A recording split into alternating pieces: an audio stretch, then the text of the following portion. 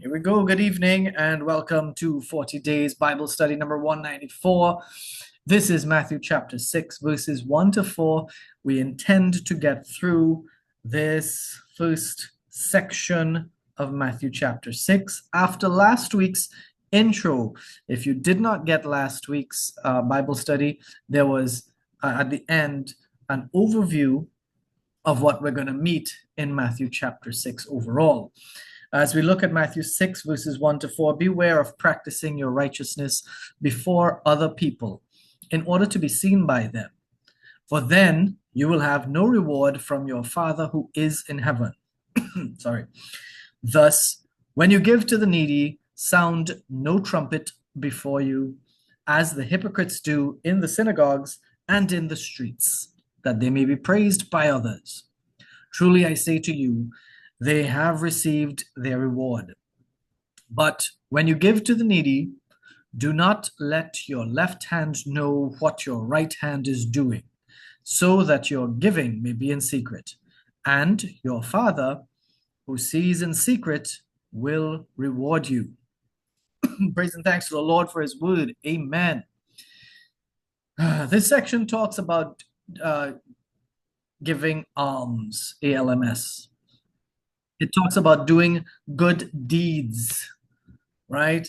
The King James Version and a few others refer to giving of alms here as the actual form. So we have people joining. Let's get them in. All right. Welcome to, I see Miss Petal and Miss Merrill are in. Welcome to you both, ladies. Good evening and welcome. Good night, Hi, welcome, everyone. welcome. And Miss Maya just came in too. Welcome, Maya, as well. Now, this section talks about doing good deeds, right? Beware of practicing your righteousness. When you give to the needy, comes in afterwards. The King James Version and a few others refer to giving of alms specifically in the entire thing. So be mindful, if you read the commentaries and you see alms stuff. Either way, Jesus is talking about doing things to be noticed as good and holy and in front of others. We all do this. Now, don't say you don't do that, because we all like credit. We all like to be noticed, even introverts. People say, well, no, I'm an introvert. I don't want to be noticed. Introverts like getting compliments too, right? It's all about compliments. We like getting compliments. Whether it is for our cooking, giving cooking or giving our appearance, of course, or definitely our appearance, our clothes, etc., your children, your dog, your cat, whatever. We all like compliments. We all like credit. We all like it, but some people crave it. Yeah, some people crave it. Almsgiving. In verse 2, the word for almsgiving, this is 6, I can't see the screen. All right, Matthew 6:2.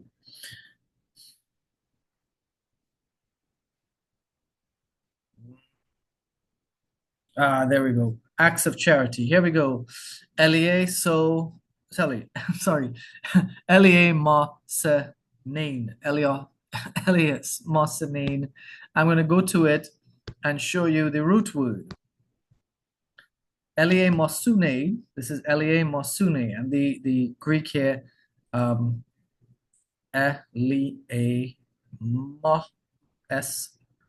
Mosu. This V is an N, and this N is an E, Mosune, right? I'm showing you all here so that, if you all are interested, you could always get it here, right? Elie Mosune is the root word used for almsgiving. Ellicott gives a short rundown of how this 6-syllable word, Mosune, 6 syllables, is broken down to our English version, alms. Almsgiving actually came from Elie Mosune. So 6 syllables gets broken down. Ellicott does that breakdown. Check him out anytime you want on the commentary page for Matthew 6:2.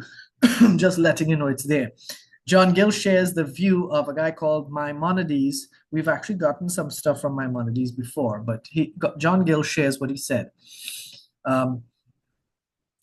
He's a guy that Maimonides is a guy that a few other commentators have also mentioned, right? Maimonides said that there are 8 degrees of giving identified in Isaiah 8. And you can check that out also as additional reading or additional viewing. All right. Maimonides heavily stresses on the value and importance of giving. John Gill gives a rundown of the 8 degrees of giving, and you can check that there, or you could even use Google for the 8 degrees of giving as well. The Greek root for to be seen, if you look at it in Matthew 6, in order to be seen, so that is in Matthew 6:1. Let's look for Matthew 6:1, to be seen. This here, you could read it. The transliteration is here, to be seen, and the pronunciation is here, right? This is theathenai. Theathenai. I actually read it without looking at the English there. So, it's doable. Let me show you the Greek root this is theomai, right? I'm showing you these things so that you could understand. It's easy to access, all right? These are on Bible Hub, and you just have to look for the verse on the interlinear, and you'll get these things. Easy to find, all right? Theomai means to see, behold, contemplate. In this particular verse, sorry, Theas tells us that it means to behold, look upon, view attentively, contemplate. And since, if you check it out, since it's passive, look at this. Verb, aorist, infinitive, passive. Since it's passive, the act is being done to the subject. In this case, the people doing the giving, right? They're doing the righteous acts. They are doing it so that others can notice them. So to be seen by others. It's important. Pulpit Commentary shares that giving to the poor is mentioned in Deuteronomy 26, verses 12 to 15. And we're not going to go into that, but it is mentioned there as an Israelite duty. But in the time of Jesus, the leaders were the ones that guided the practices. And we'll see that the leaders, are the ones who give the trouble. Jesus didn't abolish, nor did Jesus say, adhere to the letter of the law. Jesus spoke as if giving is expected behavior, but he provided what was needed. He provided guidance. So we are expected to give to the poor and do righteous acts, nice things for people. But Jesus provided guidance for it. Albert Barnes said that Jesus wasn't giving an instruction to donate.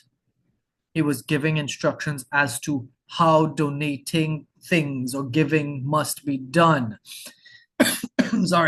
Because the presupposition is giving is expected. I do feel a need here to jump in and say personally that the current culture has the foolish tendency to reward what is expected. Current culture, meaning here where lots of places will give trophies and medals for everybody who competes in a competition. No, we must never be conditioned by this to expect rewards for basic performance. You earn a reward for outstanding performance. You get your regular pay for doing regular work. You get a reward or an award for outstanding performance. Notice here that just like we see in our lives, God already gave them the instruction, and Jesus gave them what was needed at that time. This is what we ask for when we say, give us this day our daily bread. The daily bread means we get what we need when we need it. We don't get it in advance. We don't get extras with it. This is how God gives to his own. And this is why Most of us won't be rich. Ellicott correctly says the conjunction at the end of verse 1 is with. At the end of verse 1, beware practicing righteousness before other people, not to be seen of them. For then you will have no reward from your Father who's in heaven. I don't see the with here. Let's check it out. Have you with, this here with the Father of you who's in heaven. That's the correct thing. A lot of translations don't have that with. Okay. While many translations might say with, our translation here go mostly to say from. Which is reward from your Father in heaven. So that's why I brought it up. A lot of translations say with, the original languages say with, but ours say from. A lot of the modern English ones. I don't know why. General idea, of course, is always the same. The general righteousness here that is being spoken about is specifically mentioned as almsgiving in verse 2. So when you give to the needy, the alms that you give to poorer people. The general righteousness that we're talking about, practicing your righteousness, it is mentioned as prayer in verse 5. So when you pray, and it's mentioned as fasting in verse 16, when you fast. These again are the three duties of religious living, and we highlighted that last time. Pharisees go crazy with that. Now, in terms of verse 2, where we see trumpets in the synagogues, trumpets in the streets, and we're doing it for a ready reward. The word hypocritai, hypocrites, the word hypocritai, I need to be able to hit that button, right? The word hypocritai has as its root hypocrites. Where is hypocritai? Right. Hypocritai has as its root hypocrites. Hypocrites. And it means literally a stage player, like an actor. It also means hypocrite, dissembler, pretender. I had to look up the word dissembler. I don't know what a dissembler is. A dissembler is a person who professes beliefs and opinions that he or she does not hold in order to conceal his or her real feelings or motives. That's from vocabulary.com. A dissembler, pretender, fake, phony. I don't like fake people. This is how Jesus describes the behavior of the people that give to the poor as part of their public self-promotion efforts. It's not a nice way to describe them. Some people have tried to say, based on this verse, that some people have tried to say that this trumpet sounding was a historically relevant act that the crowds may have understood. So when Jesus said, sound no trumpet before you, some commentators would be like, oh, that's something they used to do back then. When they're going to give to poor people, they make a trumpet to make noise. They'd sound a trumpet to make noise to draw poor people in to get free stuff. But that wasn't a practice. Okay, don't get fooled. While many commentators might say it, others were clear that never happened. They were speculating, and it was a bad speculation. Okay, there was no literal version of an old school music truck running around announcing the generosity of people like we see at Christmas time when in our country music trucks drive around to basically announce to everybody, Soca Santa is giving away presents, show up with your dumb kids to get free stuff. That's not the way God wants us to behave at Christmas time. It's good to give nice things to kids who may not be able to afford it, or just to randomly give stuff to strange kids. That's a wonderful thing.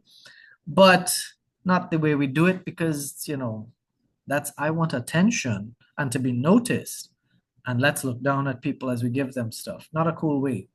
Jesus uses hyperbolic trumpeting here to show how ridiculous some of them have been. The trumpet reference here by Jesus is Jesus exaggerating how these people behave when they give free stuff. There's no denying it. People like to be known as good or grand or generous or powerful. And these Jews were specially called out by Jesus. He's also calling us out today, too. While we don't appear to have this problem, as far as I can tell in our group, we do need to safeguard ourselves to keep it out. That's why I have stopped talking about our hamper distributions with strangers unless somebody asks. And by the way, yes, I know we're way overdue for a hamper distribution. I just haven't gotten around to it. But, that's a whole other issue. We've met the word misthos in the March study. Misthos here, it means reward for work being done. Truly, they have received their reward. Misthon, the root for that is misthos, as reward. All right. Hypocrites get their reward, as Jesus said. And if we evaluate it, that reward that they receive is worthless. Public opinion is always ready to turn on a hero. So even while the public is looking and admiring, oh, he's so great, the second he slips, general public is always glad to jump on his case and say, I knew he was no good. Users are quick to switch coattails that they're riding as soon as a better opportunity shows up. I really despise the behavior of users, you all. The root word for streets, and even that matters here. The root word for streets here is rume. Rume specifically here refers to a street lined with buildings on both sides. So it would be clear to whoever's hearing Jesus preach this and teach this that he's talking about a street that will get a lot of attention. If you play a trumpet on such a street, there's going to be audience, a lot of people coming out as an audience because you're playing it on occupied streets, and everybody will come out to see what's going on. The hypocrite does this for everybody to come out and notice, I'm being good. Their reward for the trumpet blaring is the attention, the admiration, the jealousy, the competitive behavior, and the status as a good person in society. Yes, they get all of those things. That reward, I need to reiterate, it's totally useless when we consider eternity. But those kinds of people, they love that reward. That's because a man of the world loves the ways of the world. We must not be men of the world. We must be men of God. We must do all for his honor and his glory, not for our own. For thine is the kingdom and the power and the glory. Remember that in the prayer to come. The reward from God here indicates that he indeed does reward us, as we see in Hebrews 11, verse 6. Check this out. But without faith, it is impossible to please him. For he that cometh to God must believe that he is, and that he is a rewarder of them that diligently seek him. This takes us into a whole sidebar of a sermon on the full meaning of this verse. But we're going to keep it simple for our Tuesday work because we don't want to get carried away too much. When we act in faith, it pleases God. Faithful behavior means a person believes in his heart that God exists and that God provides favorable earnings for the ones who actively obey him in daily life. This has nothing to do with giving to the poor the way many people give. It has everything to do with giving to the poor when a child of God obeys his Father in heaven. Big difference. Keep that in mind. In our verse, we look on here, verse 3 was talking about when you give, left hand, right hand. This right hand, left hand, informational in asymmetry. Right? Right hand, left hand, informational asymmetry means one side knows more than next. Why is Jesus talking about this? Benson and Baz tell us that this was a proverbial statement to express secrecy. I want us to take a look at the interlinear for this and the transliteration for this for a moment. Check this out, fine folks. To clear my screen so I could actually see it. And yeah, I can see it. So watch this. In the transliteration, listen to it. You, however, doing charity, not let know the left hand of you what is doing the right hand of you. I'm not making fun of the way they talk. I'm just telling you. Look at the manner the Greek language is structured when transliterated. Each of the Greek words here that is written in the order the Greeks say it, when it's transliterated to English, it sounds funny. We'll find it strange, but it is a good practice to try to read strange sounding things like this and try to figure it out in your head. I'm suggesting this as a brain exercise for us all. I'm serious about this. You all know I'm all about us taking care of ourselves physically, mentally, emotionally, right? And of course, spiritually. A lot of people neglect our cognitive development and maintenance of our brains and that kind of stuff. Neuroplasticity can only be maintained or improved by stimulating our brains to learn new things and new ways. Learning foreign languages is a good way to do this. Now, I'm not telling everybody go and try to study French, Spanish, Latin, Greek, or whatever. I am saying, though, learn to process our own language in the way others speak theirs as a simple substitute. When you read this, read the verse in English and then come back and read the transliterated version and see, oh yeah, I kind of understand that it is saying that. It's just saying it funny. Excuse, that is a way to get your brain stimulated, even a little bit. But we need to keep challenging the brain for it to be forced to form synaptic connections. Okay? It's a big deal for us to do that. Otherwise, cognitive decline, and by the time you're 30 or 40, you're like a vegetable. The way the world is right now, that's a serious thing. Okay? We all need to face the monster of learning new things, because if we don't, we'll lose the full use of the most powerful natural machine that God has created, the human brain. Barnes said that Hebrews often allegorically spoke about actions of people. Hebrews, not the book in the Bible, but the people. All right? Hebrews often spoke allegorically about people's actions as if they were actions of the parts of the body. And he added that God blesses what we do in secret. So Barnes was saying left hand, right hand actions would be human actions, not just like a literal hand moving. And that was a common thing in their speech. Proverbs 19:17 tells us something important. Whoever is kind to the poor lends to the Lord, and he will reward them for what they have done.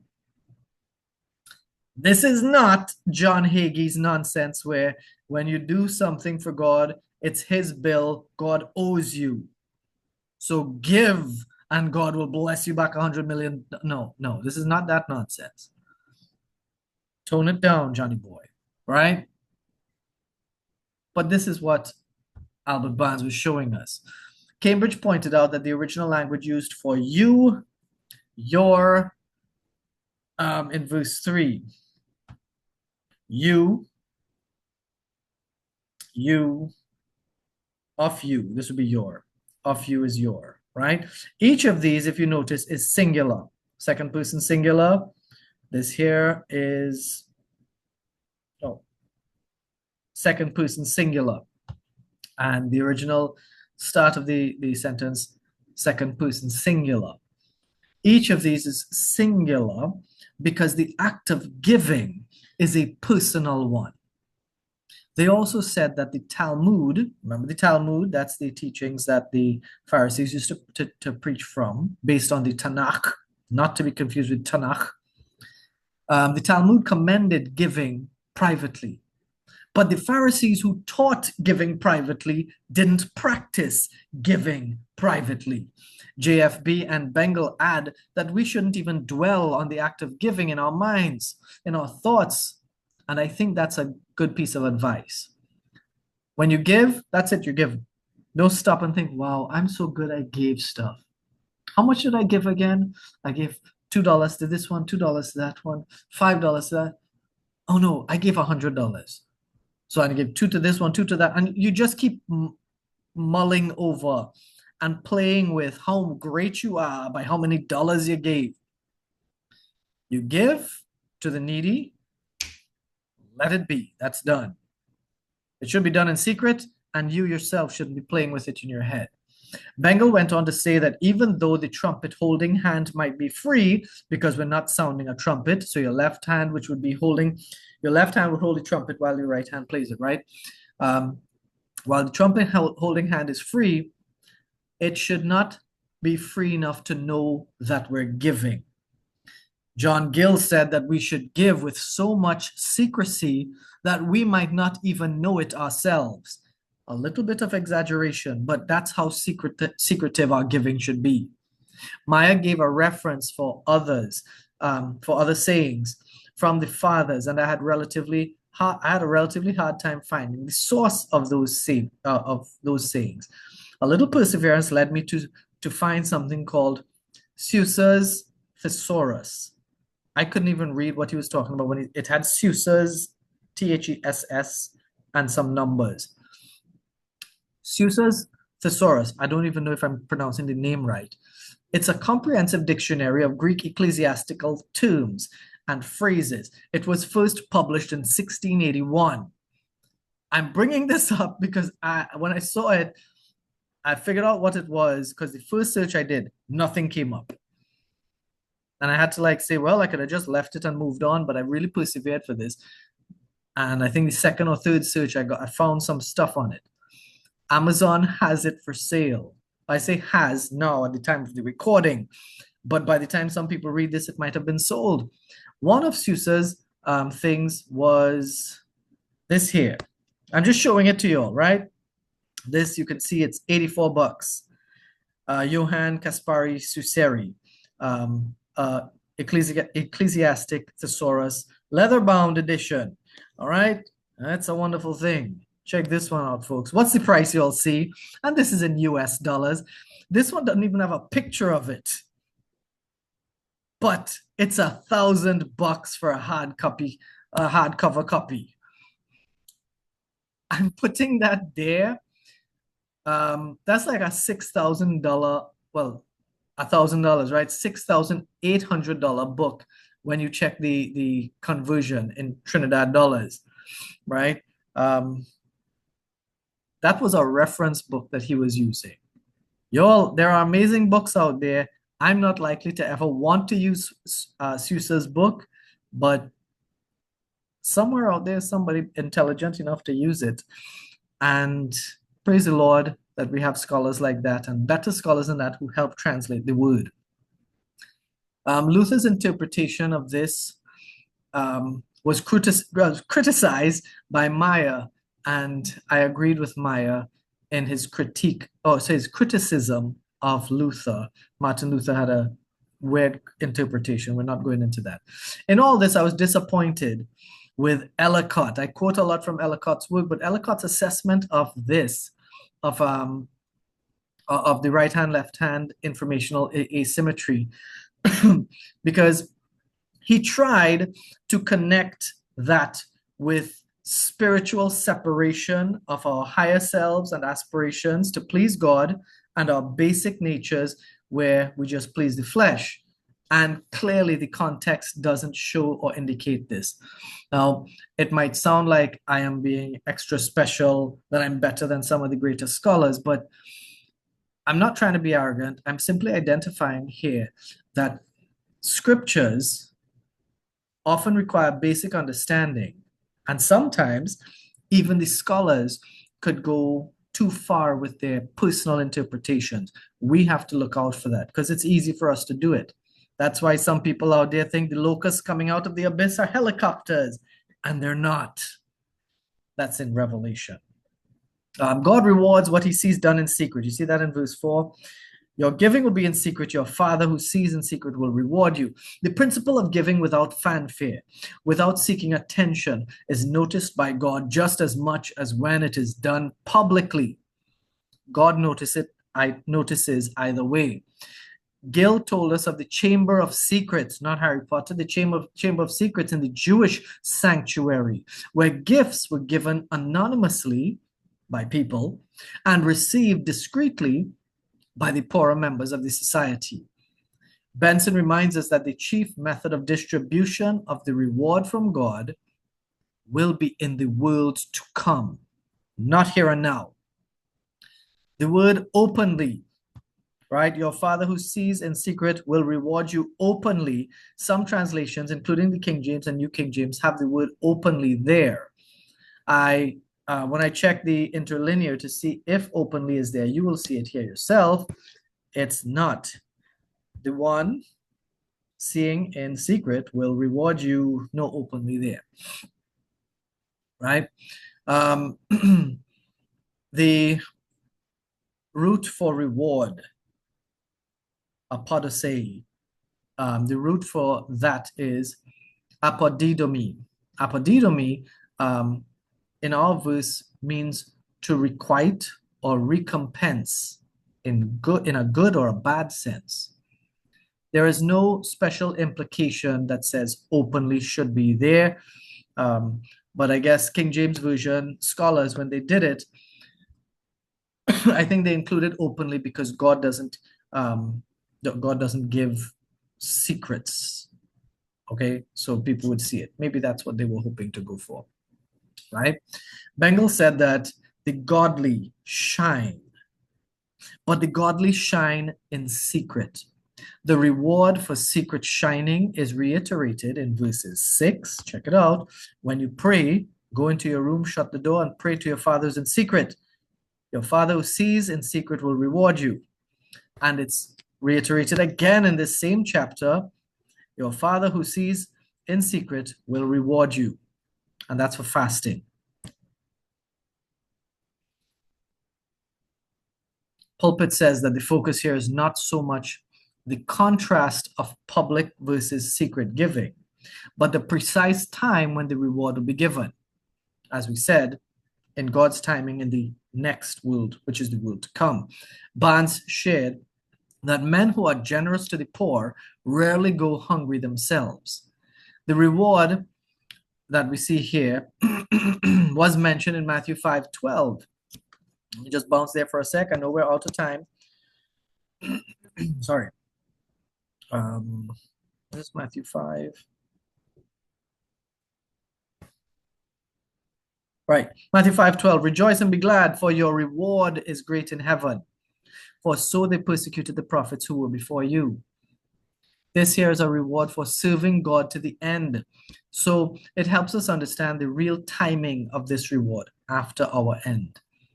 While we may enjoy God's favor on earth now, that is not the fullness of his reward, because everything here is temporary anyways. Think about that. While we are commanded, there's a little conclusion for this section. While we are commanded not to give with the purpose of being noticed, it is okay if you give and people see what you're doing. You're told here, give in secret. But sometimes you just can't give in secret because the opportunity presents itself as a here and now, there's no other chance. It's okay if people see what you're doing. You're not sinning by being seen. You're sinning by doing it to be seen. There's a difference in purpose, and that is Jesus' focus here. He didn't tell us to give because it's expected. That wasn't anything new.